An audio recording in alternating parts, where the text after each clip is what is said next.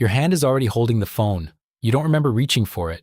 You were reading a sentence or waiting for a file to load or sitting at a red light, and somewhere in that half-second gap, your arm moved on its own.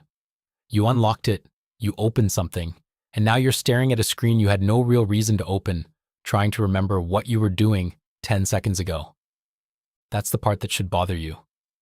Not that you check your phone a lot, that you checked it before you decided to. You've been told the explanation 100 times. You're addicted, you're undisciplined, you have no attention span, no self-control, you're a product of a generation that can't sit still. And every time you hear it, some part of you nods because it feels true. It feels like a character flaw. It isn't. The reaching without deciding is not a flaw in your willpower. It's a feature of how your brain stores behavior, and once you see the actual machinery, the whole thing stops looking like weakness and starts looking like physics. Something you can interrupt. So let's figure out what's actually happening in the gap between the urge and the action, because there is a gap and there's a specific reason you keep losing it. Start with the number that reframes everything. The psychologist Wendy Wood, who spent 3 decades at the University of Southern California studying this exact question, ran experience sampling research where people logged what they were doing every hour of the day. The finding: roughly 43% of what you do on any given day isn't a decision. It's a repetition, performed in the same context, usually while you're thinking about something else entirely. Sit with that proportion for a second. Almost half your day runs without you. Not the big stuff, the small, invisible stuff. The route you drive, the order you wash in the shower, the way you pick up your phone the instant you feel a flicker of boredom. Wood's definition of a habit is almost insultingly simple. A cue gets linked to a response that once paid off, and the link becomes automatic. Cue. Response. That's the whole mechanism. And here's the part that matters most. There's no room in it for you.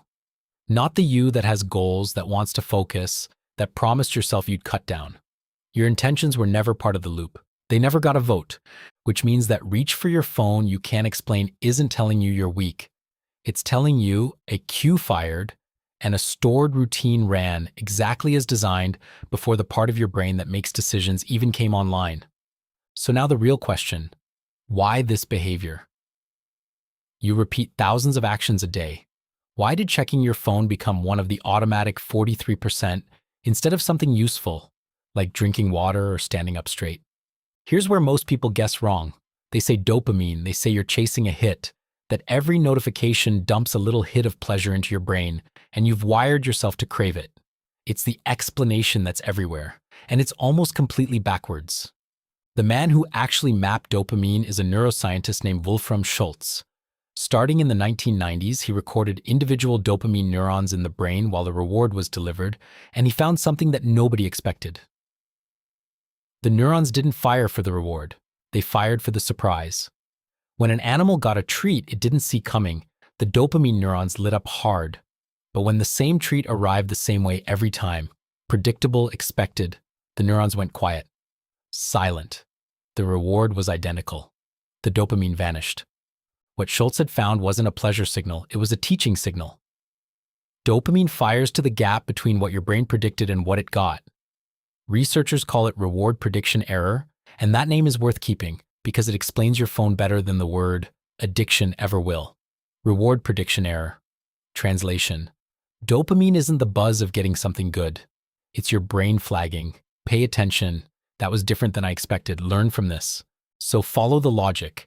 If dopamine fires hardest for the unpredictable, then the most compelling thing you can possibly build is a machine where the payoff is never predictable. Sometimes you open the app and there's a message waiting, a like, something genuinely good. Sometimes there's nothing. You can't tell which until you look, and that not knowing is the engine. Behavioral scientists have a name for this delivery system: a variable ratio schedule. Reward shows up after an unpredictable number of tries, with the average holding steady. It's the exact schedule a slot machine runs on. And that's not a coincidence. It's the most powerful reinforcement pattern psychology has ever measured.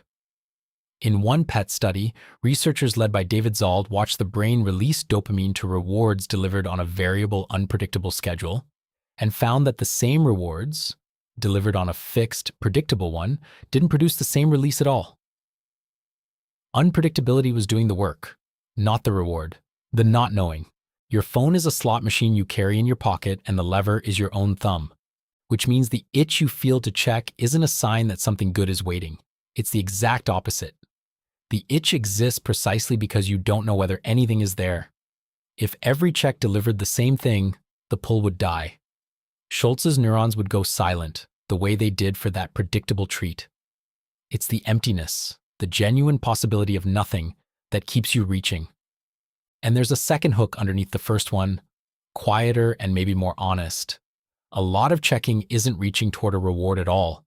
It's escaping a feeling, boredom, a flash of anxiety, the small discomfort of not knowing whether someone replied.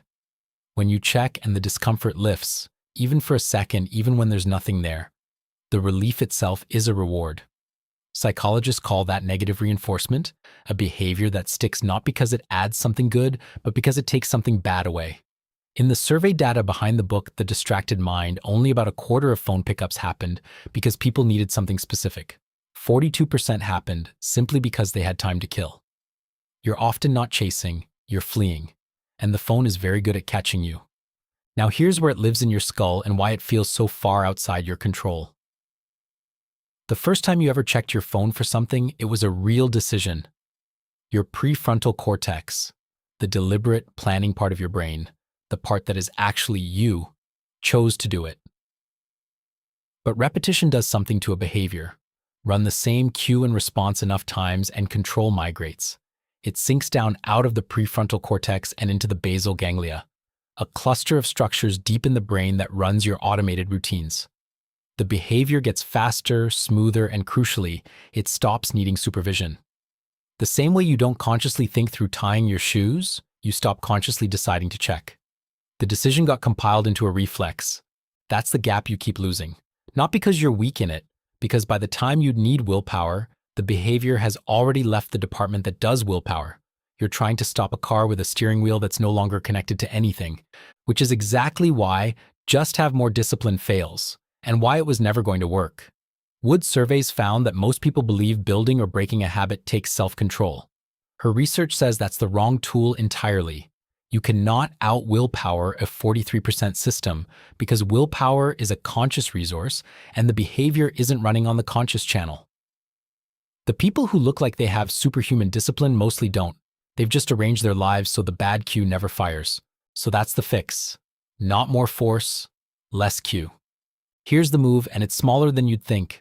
Because the whole loop starts with a trigger, seeing the phone, feeling it in your pocket, the buzz, you don't fight the urge. You remove the cue before it can fire. Put the phone in another room, not face down on the desk. Another room, a drawer, a bag across the floor. You're not relying on resisting 100 times a day, which is a battle you will lose because the reach happens before you're conscious of it. You're making sure the gun never gets cocked. Out of sight, the cue doesn't fire. The basal ganglia never gets its signal. The routine has nothing to run. This isn't a guess. In a randomized controlled trial of a smartphone intervention, the researchers found that planning in advance when and where you'd use your phone measurably cut how often people unlocked it. One step up in planning was linked to several fewer unlocks a day. Deciding ahead of time while the deliberate part of your brain is still in charge beats deciding in the moment when it isn't. And in separate research on breaking everyday habits, the single most effective in-the-moment strategy was almost comically plain. Catch yourself, think the words, don't do it, and stay alert to the slip. You're dragging the behavior back up into the conscious part of the brain, just long enough to make a real choice. One honest note before the end. If the reaching is tangled up with real anxiety, if the phone is how you manage a dread that doesn't quit, or a loneliness that follows you around, the cue is only half the story, and you deserve more than a tip from a video. That's worth talking through with someone qualified. No drawer fixes that, and you shouldn't expect it to. But for the ordinary, maddening, hand-already-holding-it version of this, here's what you actually now know. Almost half your day runs on automatic cue and response loops your intentions never joined. Your phone became one of those loops because its payoff is unpredictable, and unpredictability is the one thing your dopamine system can't stop tracking. Plus, it doubles as an escape hatch from any uncomfortable feeling. And the behavior sank so deep into the automatic part of your brain that by the time you'd reach for willpower, there's nothing left to grab. That's not a broken person. That's a normal brain running a predictable program on a machine engineered to keep it running. So you're not lazy and you're not weak. You've been trying to win a fight in the wrong part of your brain. Move the fight earlier, to the queue, where the deliberate you still has a say, and the program has nothing to execute. Try the drawer thing today, for one work block. 1. Then tell me in the comments which cue you catch yourself responding to most. Is it boredom, the buzz, or just the sight of the phone sitting there? I'm genuinely curious which one runs your loop, because they don't all break the same way. If you want the next piece, the reason starting a task feels physically harder than doing it, which is a different system entirely, that's the video to watch next. And if you want the rest of the science behind why you do what you do, that's the whole point of this channel. Now look down at your hand. The phone's probably already in it. The difference is this time you know exactly how it got there and you know where the gap is hiding.